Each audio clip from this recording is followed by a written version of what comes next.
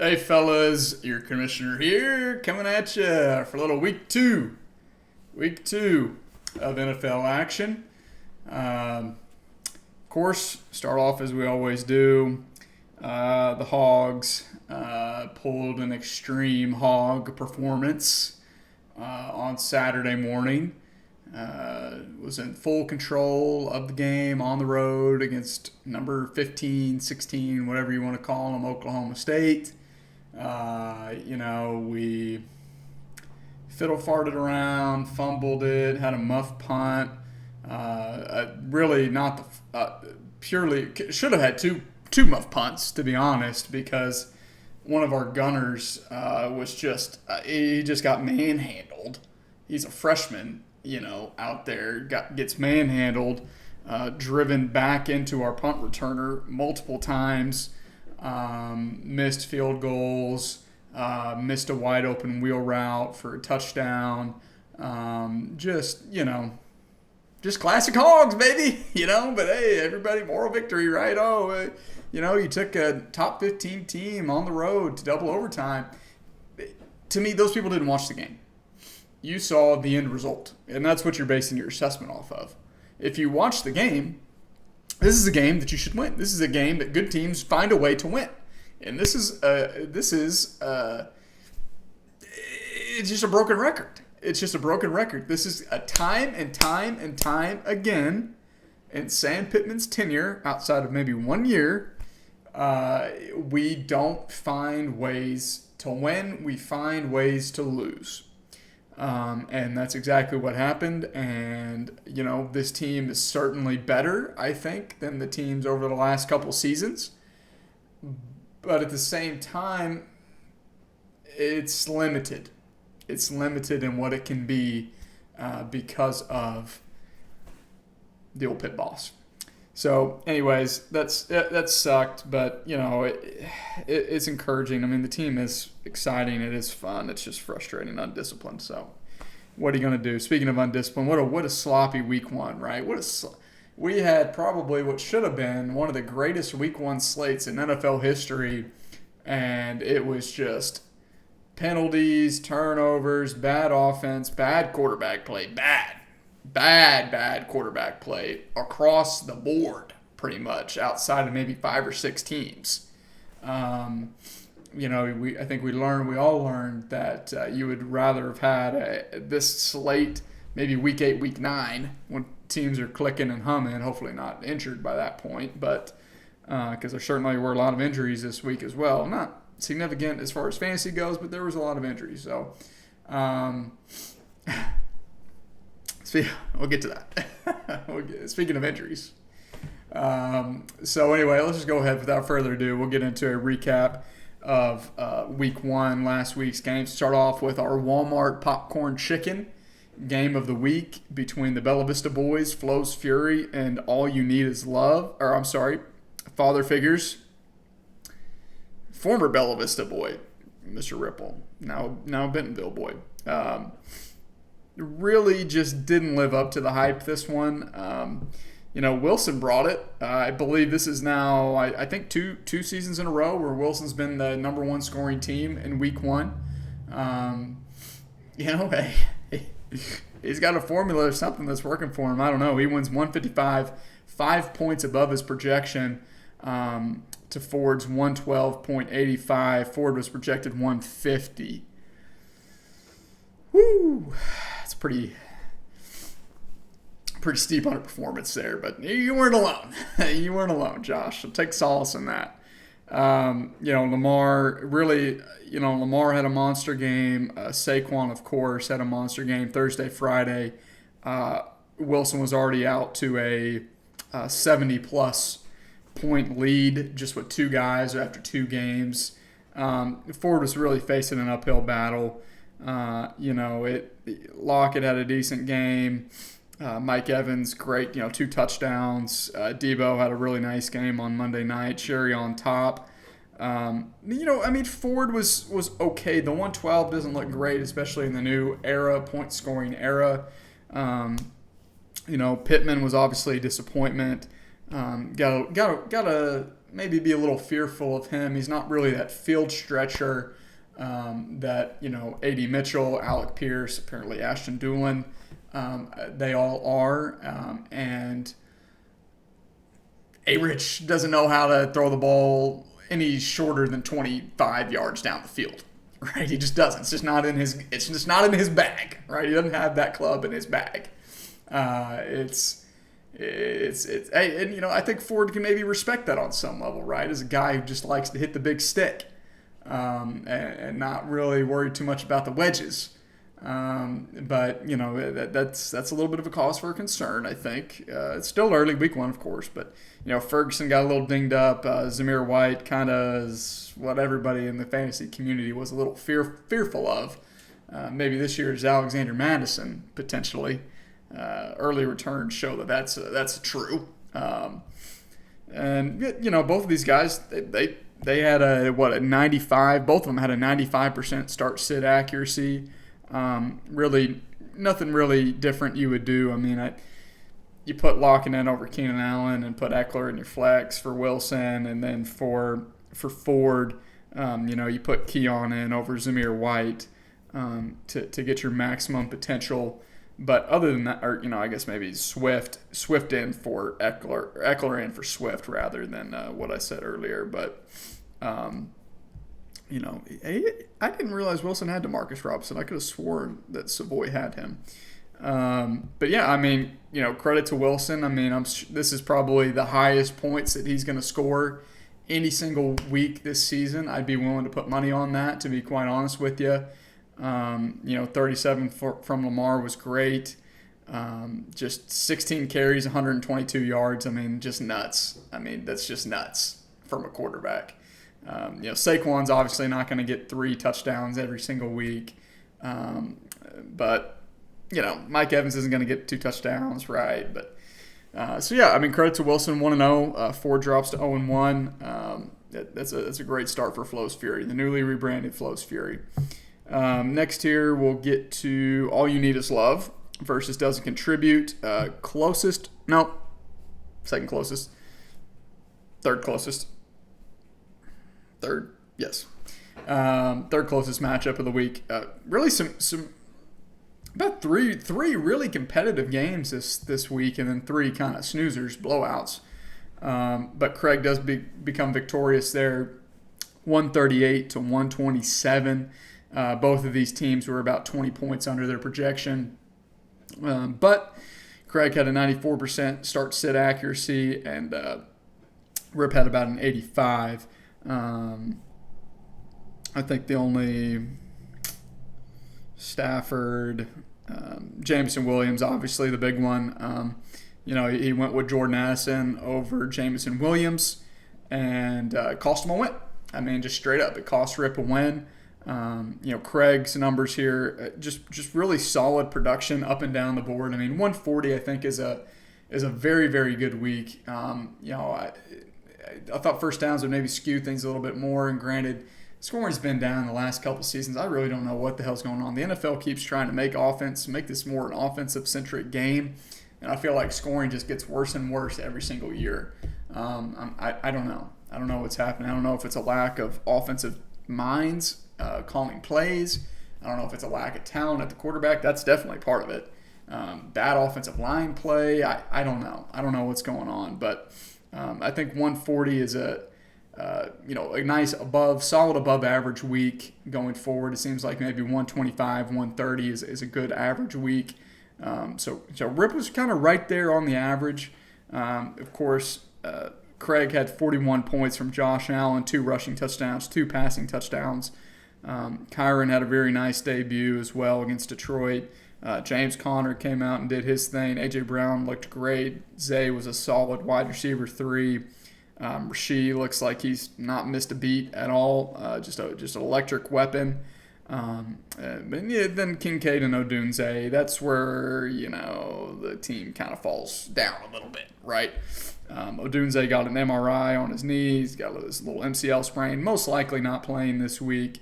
But, McMillan looked good. He's still got Pop Douglas, but the Patriots don't pass. Corum didn't even sniff the field. So, I think, if Craig's his quarterback, running backs, wide receivers, Kincaid's going to get going, certainly. Those are going to be the guys to carry Craig. You only worry about Craig's team if one or two of those guys were to get hurt, right? Or potentially legal trouble comes back to bite them in the ass. But we know that's not going to happen. This is the NFL, right? They don't care what their players do. And for Rip, he loses Jordan Love. Maybe apparently there's a chance Jordan Love could play this week. Quite interesting. But Breece Hall looked really solid despite being blown out. ETN, a little bit of a concern. He split a lot of work there with Tank Bigsby, but still looked pretty solid whenever he was in there. The touchdown kind of inflates his numbers. You take the touchdown away, he only has like 7 points this week. Not great.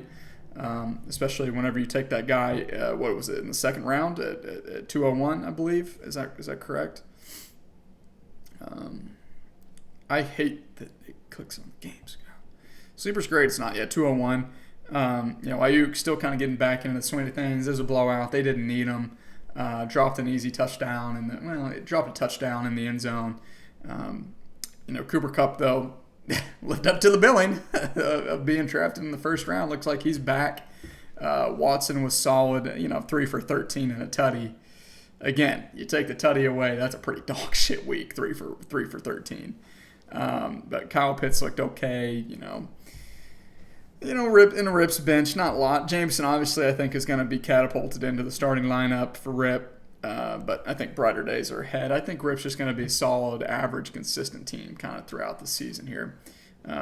Next, moving on here, the closest matchup of the week, the lowest scoring matchup of the week, 107 to 109. Savoy falls, Stroud Boy falls to the McCockners. Both of these teams couldn't have been further off from their projections. Savoy was projected 150, JD projected 146. JD he won a couple close games this week in a couple different leagues. A little lucky duck. Both of these guys start sit accuracy 73 for Savoy, 79 for JD. Not great. So JD, he benched Aaron Jones. I don't know that I hate that. But obviously he looked very good in his Vikings debut, 21 points. See if he can hold up throughout the season. Brandon Cooks looked pretty solid as well. But, of course, he got a touchdown too, so a little bit inflated there. That was a blowout. That was a weird game. Cowboys dominated the whole time, so you're not really sure there. But Shakir also had a pretty nice, 3 for 42 and a tutty. And then for Savoy, it's really kind of – he was inflated by his Texan stack. Stephon Diggs caught 2 touchdowns, 6 for 33 and 2 tutties. Yikes. But CJ had a solid game, 28 points. Pacheco, newly acquired from the trade, right on projection pretty much, 17. James Cook's 15. Olave disappointed, as he is one to do. Evan Ingram, big disappointment. Andre Yoshivas. Andre Yoshivas. It's a nice name. It's very, it's got a good mouthfeel. You know what I mean? Disappointed. That whole Bengals team just is a disappointment. Destroyer of whatever. Survivor pools. May miss over 4 games. Wow. It sounds like Cooper Kupp last year. But Adonai Mitchell very easily could have had 2 touchdowns this game. A-Rich just happened to miss them. Thielen, solid 9 points, I guess. But the real stars here were on his bench. 33 points from Jaden Daniels, 24 from J.K. Dobbins, and 26 from Jordan Mason. You got to think that Savoy's, honestly, he's got four running backs very capable of being in his starting lineup. Of course, he can only start 3. So that'll be an interesting decision. And it seems like, might as well run Jaden into the ground while you can. 16 carries, 88 yards, 2 tutties on the ground. Really inflated his day. 3 fumbles. If this guy makes it through the whole season, it'll be a miracle. I'm just telling you right now. if Jaden Daniels plays all 17 games this season, he's going to be top 5 quarterback. I mean, that's just the facts. I don't think he can sustain it. I don't think his coach thinks he can sustain it. I think that running is going to get dialed way back. And when the running gets dialed way back, is the passing going to be good enough? I don't know. Time will tell. So, I think it was really kind of a floor game for these two guys. I think that they're better than this. I think they're more of a 125-ish average teams. But good for JD starting off 1-0. Next here we got a battle of old champions, old rivals, old roommates. The Dirty Birds of War versus the Two-Tone Hog Mollies. It's just a odd name. I just don't really get it. Connor wins 129-120. Again, kind of stop me if you've heard this before. Way under projection. Connor was projected 156. Nick 142. Start sit accuracy for Connor very good. 95%, right where you want to see it. To me that's almost. This is an interesting. I really like that Sleeper has this stat of how good are you at setting your lineups. At the same time, I feel like if your bench is just shit, your start sit accuracy is going to be 95, 100%. It doesn't really say how good of an owner you are, in my opinion. It kind of just shows that, well, my bench didn't do anything, really. That's kind of the way I look at it. But for Nick, 68%. Start sit accuracy, a lot of points left on the bench, a lot of points. Isaiah Likely, 28 points. I don't know what you're thinking, starting Mark Andrews over Isaiah Likely. I mean, what are you doing, guy? And then, sitting Jaden Reed down, he got 34 points, just an electric factory. This guy is. 2 touchdowns, 138 yards in the air on 4 catches.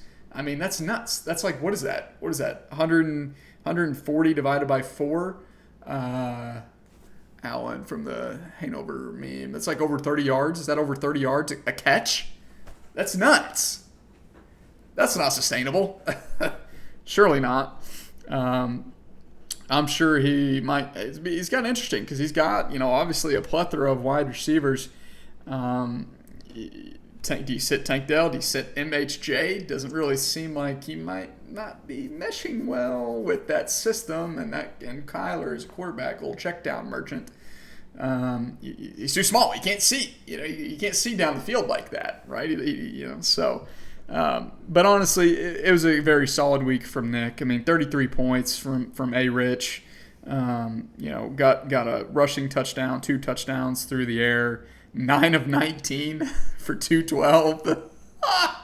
And he gets 33 points. I mean, that's fantasy, guys. I mean, A-Rich is not a great, or I would argue even a good NFL quarterback.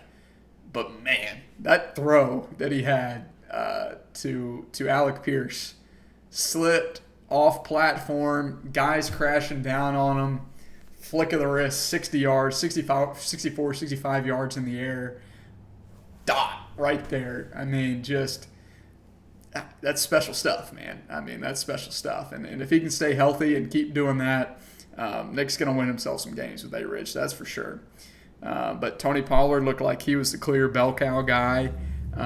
20 points from him. Brian Robinson. Sleeper really needs to do something. Put a BR, put a BI before that Robinson. I can't tell you how many times I've thought Brian Robinson was Bijan. It's funny. I feel like it never happens in reverse. But I always look at Brian Robinson. I'm thinking, oh, that's Bijan, right? No, it's not. But really solid game from Brian Robinson. I mean, touchdown, got 3 for 49 through the air. Wilson, a little subpar. Roger said he wants to give him the ball more. I think he will.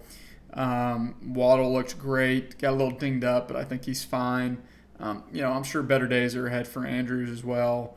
And same with Tank. I mean, to get, Tank had a really, for all intents and purposes, a bad game, and he still had 10 points. 10 points out of your flex isn't going to kill you. And then looking at Connor, I mean, Hurts, solid, 27 points. Achane, great, right where he left off last season, 24, and right back on the injury report. Might be missing Thursday night's game.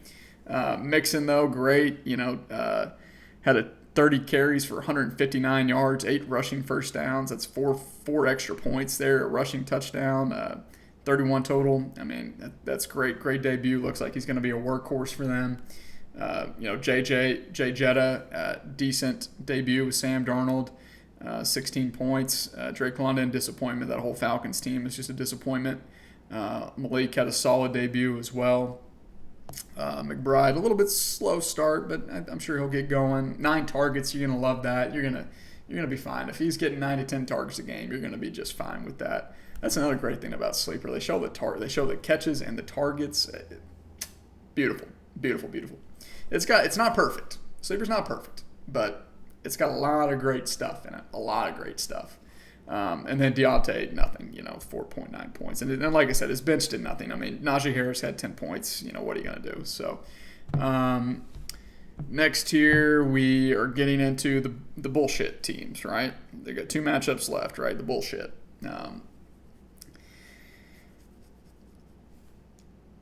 Listen, all right. You score less than 100 points this season, you're going to get a hard time. We had 2 teams this week who scored less than 100 points, right? Granted, one of them scored less than 100 points with a full lineup, right? One of them was missing a player. I lose to Kickers Lives Matter 140-94. Very great week. Great week from Duncan. Really, really, really good week from Duncan. The second highest point scorer this week.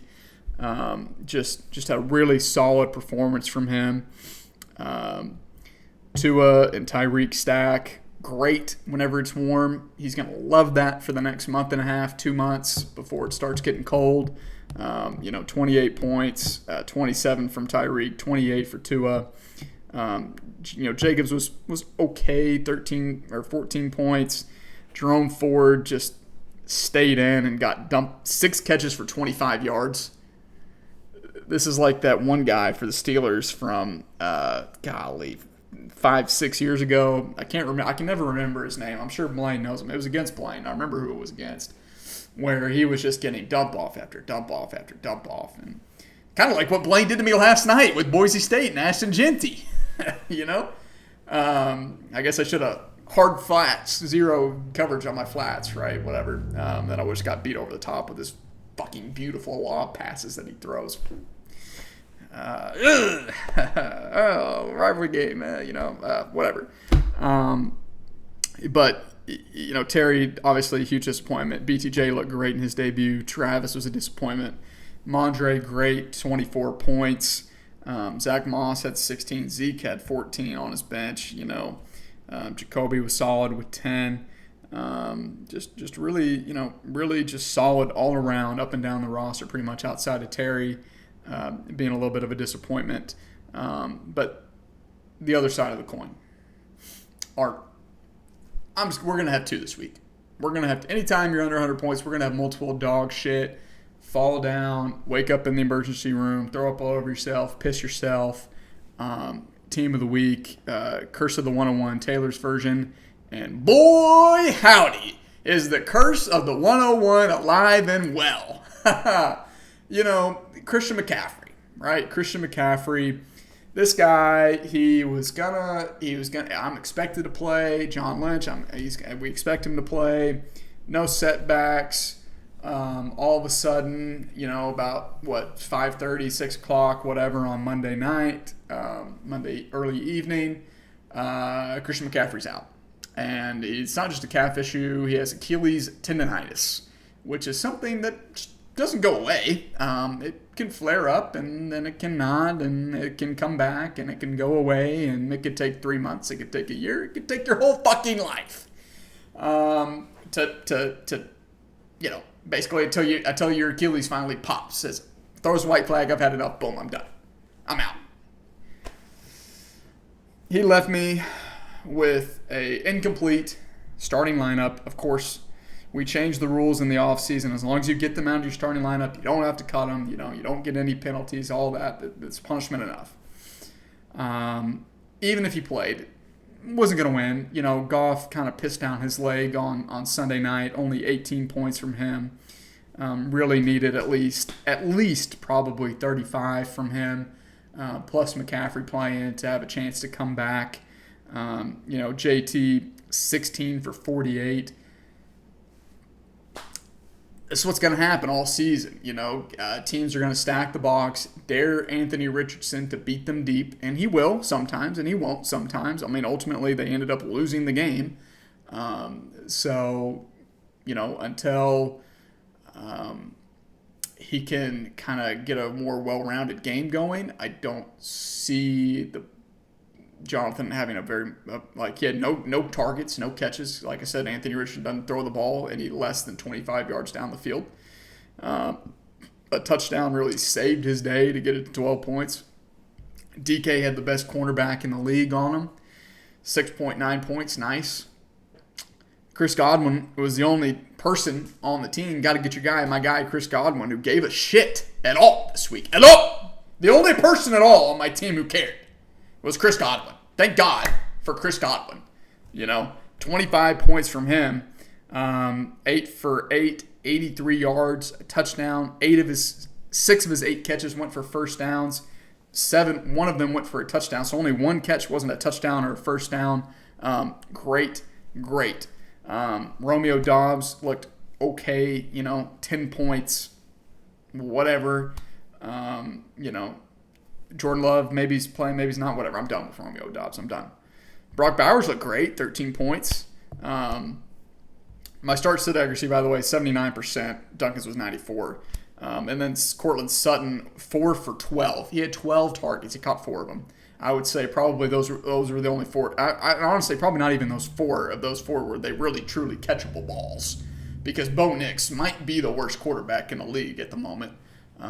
Maybe Caleb Williams. Probably 1A, 1B. Caleb Williams and Bo Nix as worst quarterbacks in the league right now. Caleb Williams had the lowest. I'm going to get to Caleb Williams. I'm going to get to him. Get ahead of myself. But, 8.8 points, not good. Brock Purdy, 19 points, he's gone. Marshawn Lloyd didn't play.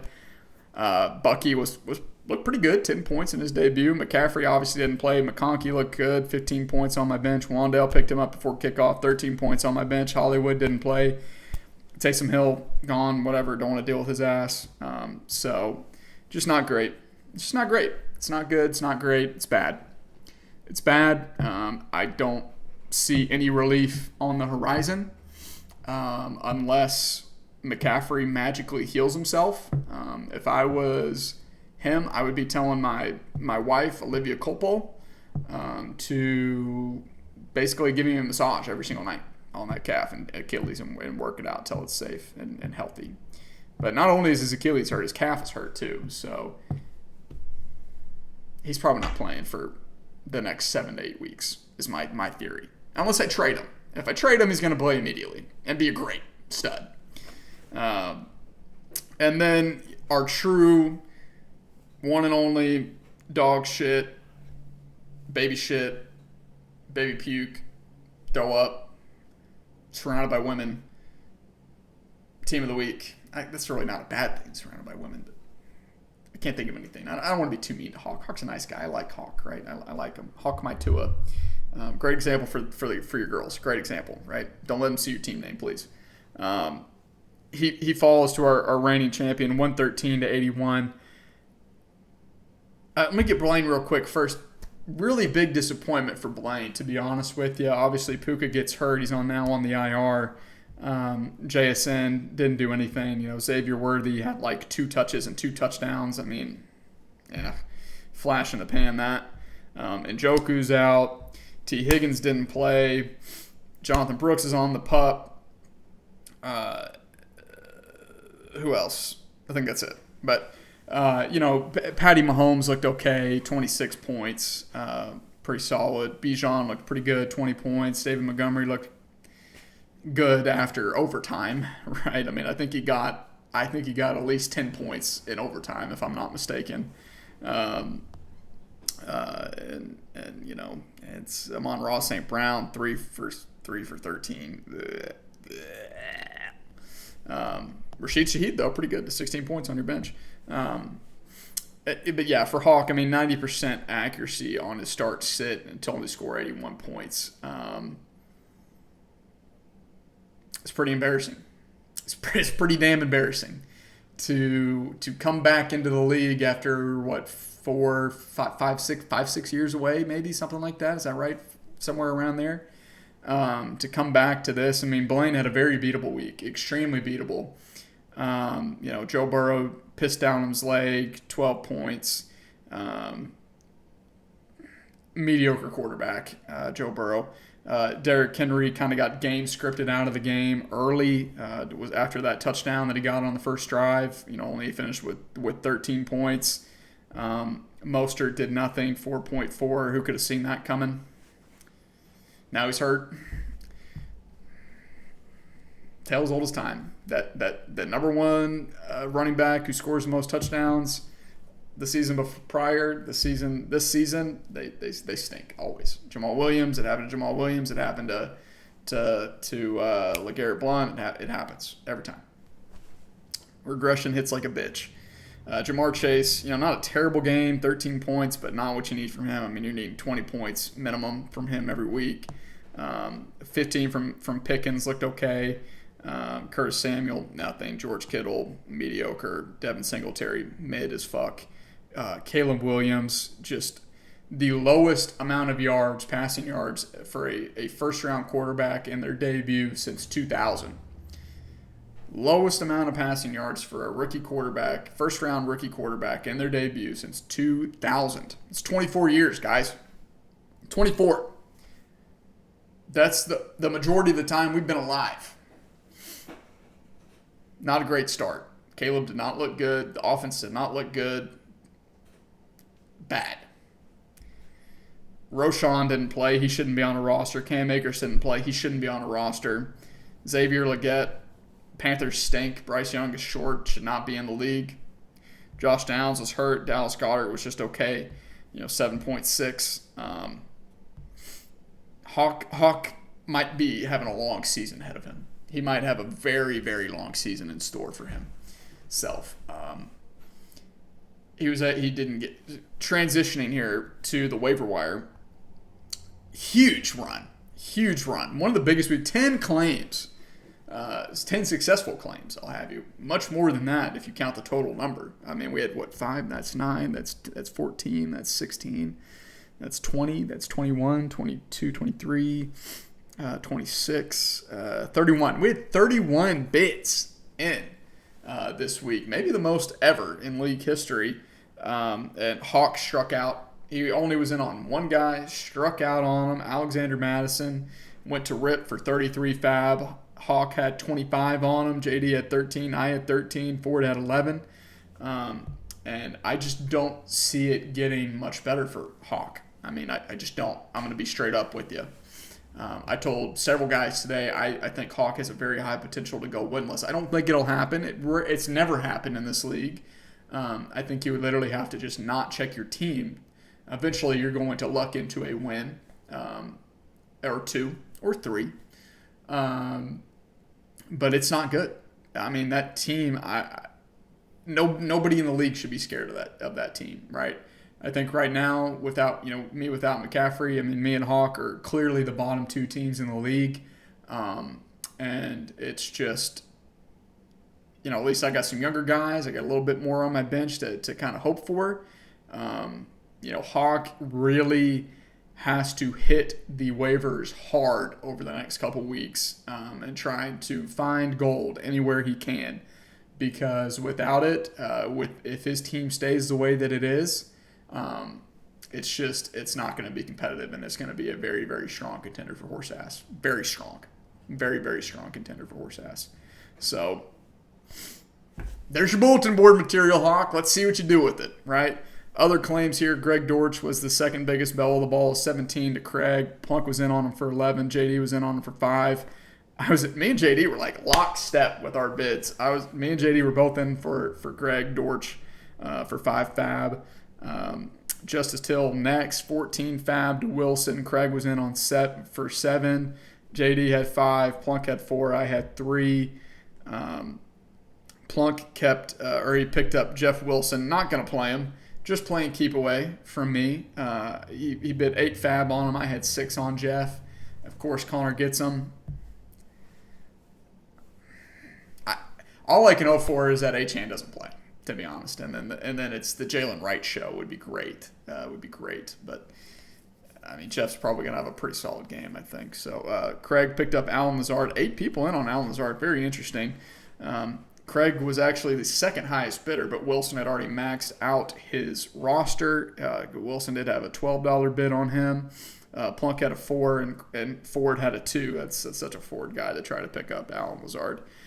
Connor did get Tyler Johnson, 7 fab. Nobody else in on him. Blaine picked up Colby Parkinson. Snipe JD, 6-4. JD did finally get somebody in week 1. He's a good job, JD. He gets Gabe Davis for 5. Craig had the highest bid on him at 8. Craig's roster was full. Just beat out Connor for 4 fab.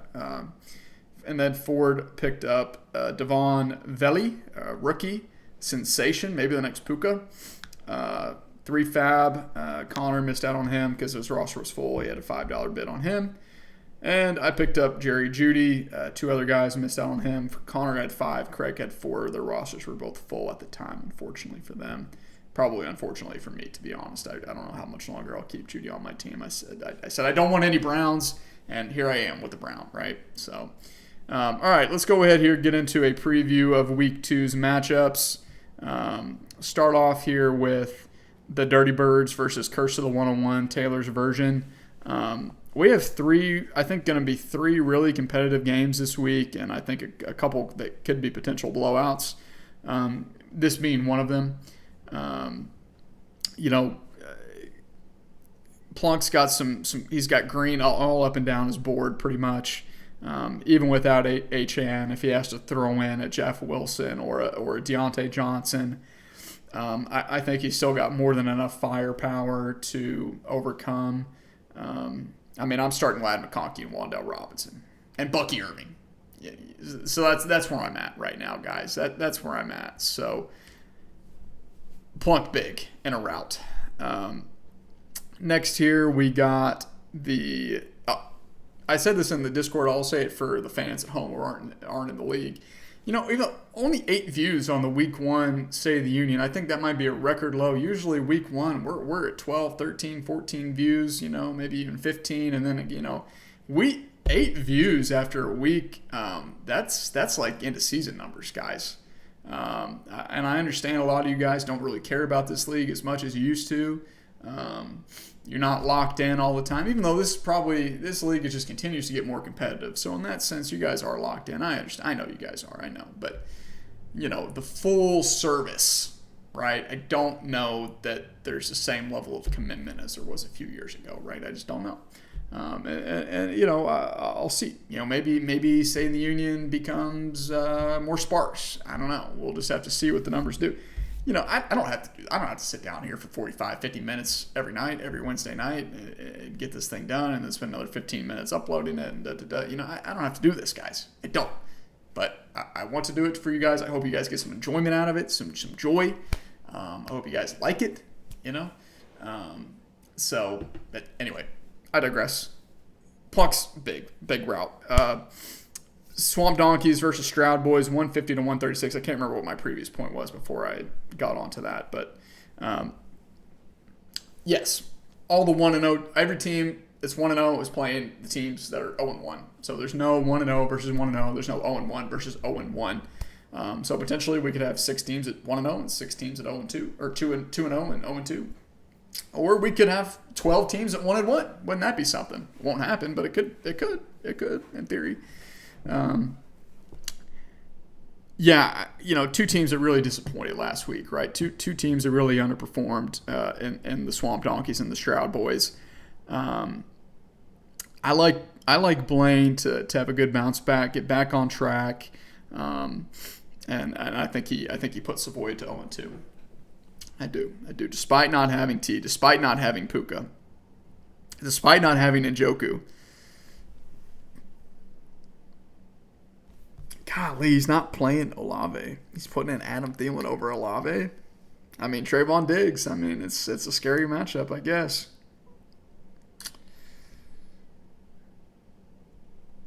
Oof. That's gross. Blaine in a close one. Close one.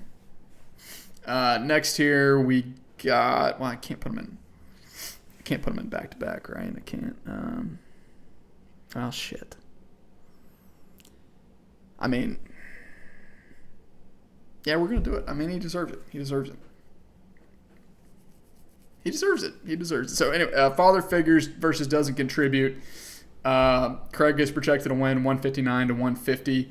We'll see if Ford can sniff his projection this week, as he certainly didn't last week. Craig is really going to be telling how his week goes come tomorrow night. Unfortunately for him, some of his production will be eaten away by Keon Coleman. Ford starting him in the flex. I don't love a lot of the matchups for either one of these teams this week. I think this is going to be a lower scoring game. I think both of I would take the under. That's a hammer lock. Hammer mortgage bet lock of the century. Under, what would that be? 309? Under 309? I think that is a stone cold lock this week for this matchup. But ultimately, I think I'm going to have to give the slight edge to Ford. I think Ford bounces back. Craig's just got to find a way to stay 500, right? That's what he is. He's Jeff Fisher. That's his award. We might as well rename that the Jeff Craig Salvatore Fisher Award. I mean, because this guy's a dynasty. He's won it almost every single year it's been in existence. Next here, we got JD versus Hawk My Tua. Hawk score over 100 points, then come talk to me. JD big. And then we have Kickers Lives Matter versus the two-tone Hog Mollies. Duncan's projected to win 160 to 143. I think that Duncan's going to, I think, continue his hot streak here. Packers top 5 defense going to probably give Anthony Richardson fits. I think Marvin's still going to kind of struggle a little bit. We'll go with Duncan in that one. And then that brings us to our game of the week. Back-to-back weeks for this team to be the game of the week. I don't know if that's ever happened. But this guy deserves it, I think. We'll see. I guess time will tell. Let's see. I don't have much stuff left in the house because obviously we're trying to sell our house. So we're kind of low on supplies.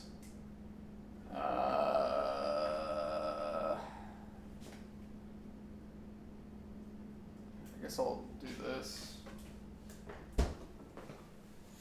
All right.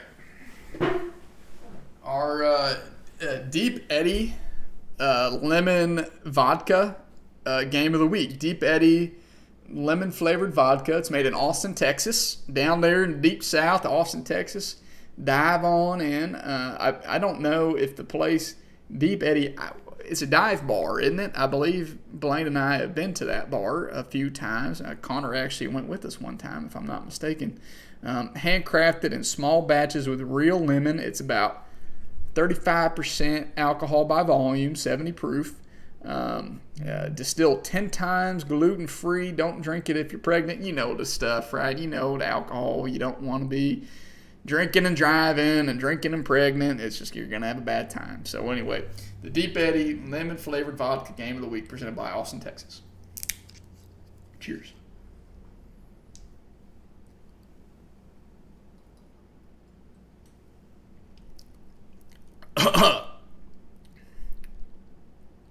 Yeah, that's vodka.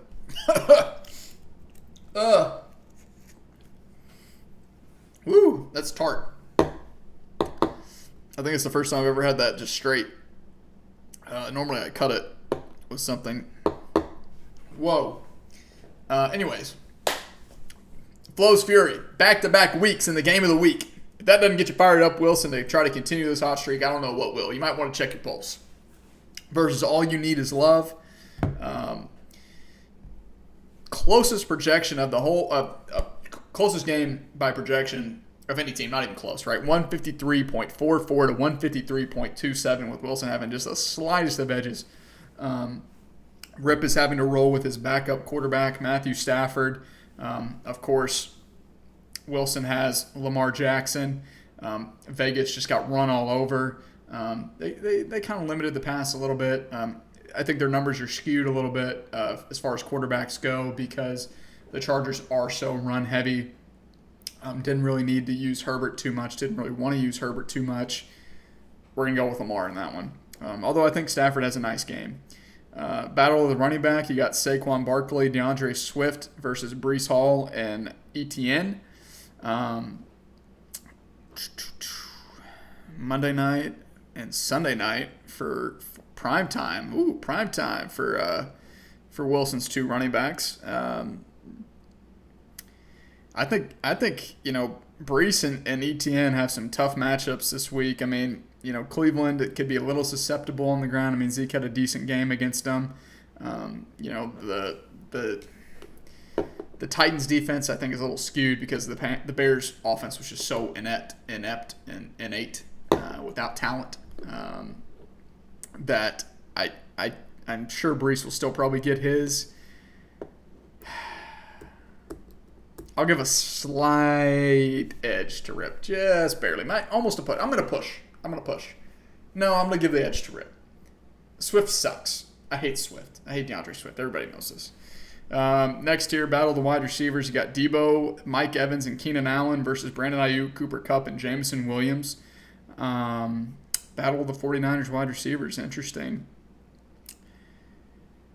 I think Rip has the best guy that Stafford Kupp stack should work well for him. We're going to go with Rip in that one.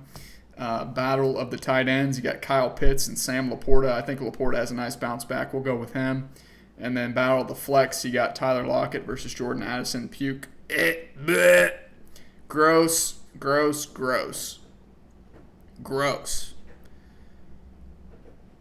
But Rip doesn't have any better options. He spends all that money on Alexander Madison. Doesn't even play him. What a coward. Play him, Rip. You won't. I know you won't. Lockett. We'll go with Lockett. We're going with Wilson.